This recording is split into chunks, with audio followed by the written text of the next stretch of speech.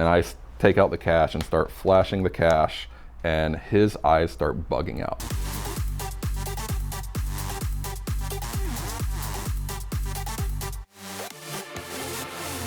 Being born in the mid-'80s, I have an affinity for 80s and 90s cars. And there's always been, sort of even on a rotating basis, maybe half a dozen or a dozen cars I'll always look for to buy. Ones I want, like a manual Acura Legend, a Mercedes-Benz 560 SEL, old Hondas, old BMWs, you know, E28s, E34s, stuff like that. But also a Land Cruiser. I would typically search Craigslist a couple times a week. When I really had the itch more, it would be every night, if not every 6 hours. So I was on this kick with Land Cruisers and started, searching them pretty regularly. I sort of narrowed it down at that time. I wanted a early 100 series, so like a 98, 99 Land Cruiser. And I didn't want a white one, didn't want a silver one, didn't want a black one. I wanted burgundy, green, blue, brown, the weird colors. There were a few that popped up in the searches that were in reasonable prices, around $5,000 range or so. Higher mileage, but they all have high mileage. But mileage really didn't scare me. So I was looking, there was one locally that was a burgundy one, had, I think, 220,000 miles, something like that. It looked nice, but it was at a dealer that I wasn't completely confident with. So I batted the idea around of checking that one out for a while and turned it down. And then I came home from work one day and decided, okay, let me just see what's available. And I would usually, when I'd search Craigslist, I would do it regionally, more than just local. I mean, within the surrounding states and all that.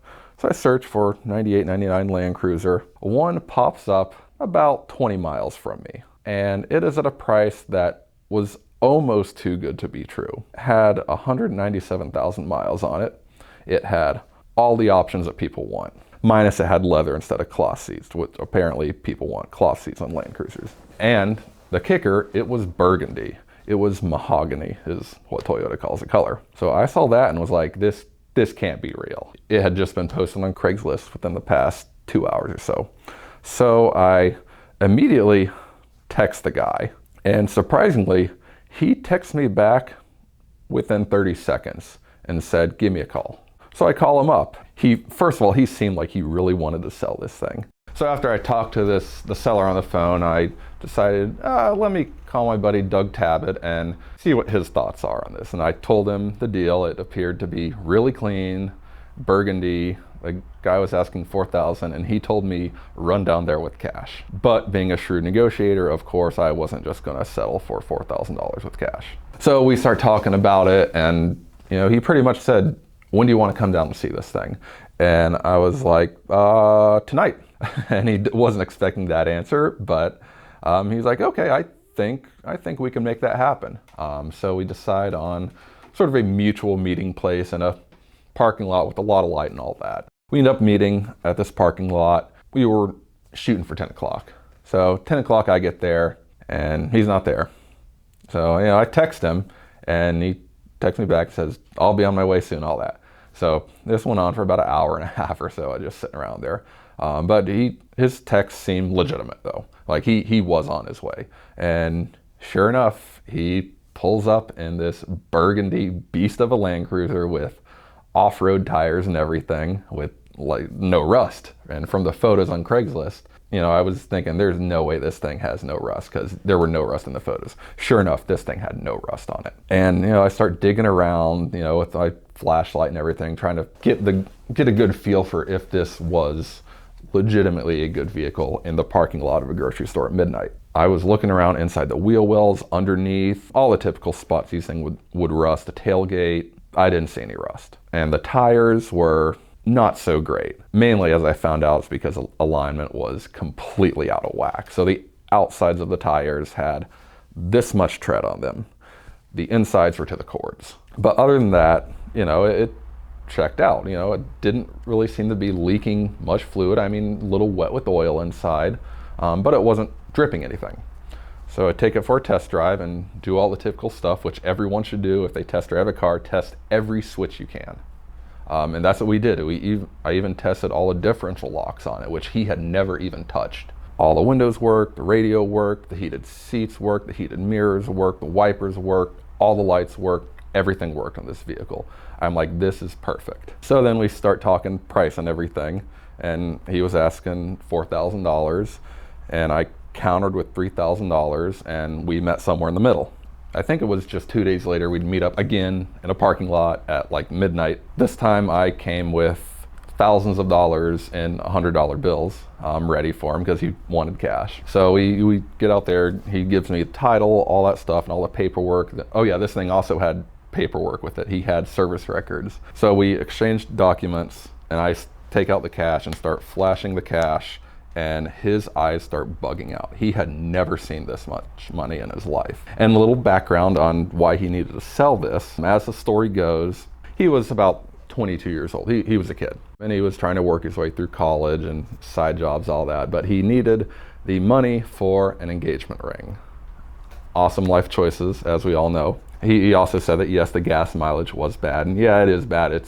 I get about 14 miles per gallon on a good day with it, but it sucked gas and he needed money, so he was willing to let it go. Sort of the kicker to this is he had only had this Land Cruiser for about 6 months at the time. And this backstory explains why this vehicle is so clean. He had just had it about 6 months because it was given to him by his grandpa because he was moving from Texas to Ohio. So this Land Cruiser was purchased new in Texas.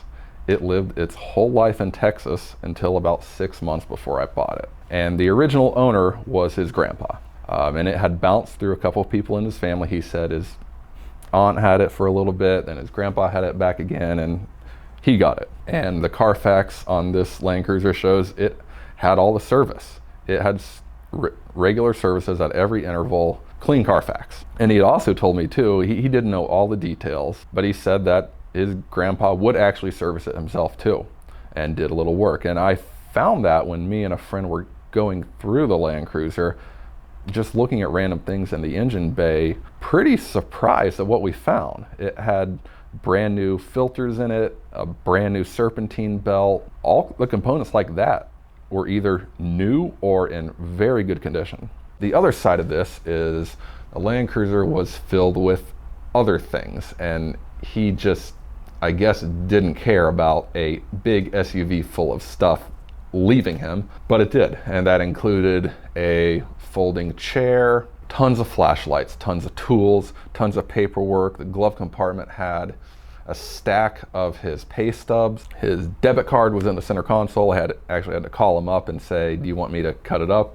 And he's like, oh yeah, sorry about that. Yeah, you can cut it up, not an issue. But then again, he had a full car cover for this, and a cover for all the seats as well. So it was a mixed bag of random stuff that most people, if you were to see a vehicle like that, you're like, they don't care about it. But yet he had other stuff that showed he really cared about this vehicle for the time he had it. So with everything that was in the vehicle when I got it, I easily enough could have stole his identity, but I didn't want to bother with that because I stole his family heirloom. So it was a mixed bag, and I got a few free goodies out of the deal as well. So after I ended up buying his vehicle, me and a friend went through a couple things just to make sure that it was okay. And got new tires for it. I wanted not off-road tires because I wanted to daily drive this thing, and the tires it had on it, or at least the type of tires, it just made the gas mileage worse, and you couldn't hear anything because they were so loud. So one thing we found, and I noticed it a little bit before, the starter was starting to act up on it. And that's one issue with the 100 series Land Cruisers, is the starter contacts will go bad. They're copper pieces and they wear down over time. You have to dig in and replace it. Unfortunately, to get to that starter, you have to take off the intake manifold in the V of the engine, and the starter's right in there. So we had to take off all this stuff. So it was a late night, me and a friend were taking apart this Land Cruiser. Everything was really easy. I mean, it took some time, a little tedious, but it was a Toyota. It was pretty straightforward. So we get in there, get the big intake manifold off, take it off, and we just sort of step back. Because sitting there under the intake manifold in the V of the engine was the remnants of a snake. Yeah, that sort of makes sense. This thing was in Texas. Maybe it's sad a little bit if there's a snake living in the engine. We'd like to thank the Ticket Clinic for sponsoring this month of VinWiki Car Stories. If you get a ticket, no matter where it happens, it can have disastrous effects on your insurance premiums, points on your license, and possible suspension. So it's very important to find a lawyer that's local to wherever you got the ticket. The Ticket Clinic is a national law firm with headquarters in Florida and Texas, but affiliates everywhere, and they can help you fight a ticket and achieve the best possible outcome. They kept me out of jail in Arkansas last year, they've helped tons of my friends, and they can help you too. So visit their link in the description below for a discount.